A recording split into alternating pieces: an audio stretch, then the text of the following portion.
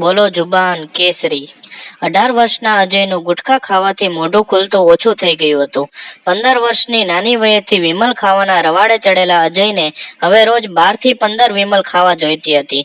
આટલું વ્યસન હોવા છતાં તેને ગુટખા છોડવાની કોઈ જ ઈચ્છા નહોતી। ટીવીમાં વિમલની જાહેરાત આવતા અજય, શાહરૂખ અને અક્ષયને જોઈ તે પણ સાથે સાથે પોતાની વિમલ તોડતો અને ડાયલોગ મારતો, બોલો જુબાન કેસરી। થોડા સમય બાદ તેના મોઢામાં ચાંદી પડી। તે તીખું તો સહેજ પણ ખાઈ શકતો નહોતો, પણ હવે તો તેને ખોરાક ગળા નીચે ઉતારવામાં પણ તકલીફ પડવા લાગી। તેણે ડોક્ટરને બતાવ્યું, તેને જીભમાં કેન્સરની અસર છે એવું જાણવા મળ્યું। તેમ છતાં જ્યારે જ્યારે ટીવીમાં જાહેરાત આવે ત્યારે તેને વિમલ ખાવાનું મન થઈ જાય અને તે 2-4 દાણા ખાઈ લે। માત્ર 1 અઠવાડિયામાં કેન્સર એટલું ફેલાઈ ગયું કે તેને હોસ્પિટલમાં દાખલ કરવો પડ્યો। ડોક્ટરોએ હાથ ઊંચા કરી લીધા। 15 દિવસ પછી છેલ્લા શ્વાસ લેતા અજયના શબ્દો હતા, બોલો જુબાન કેન્સરી।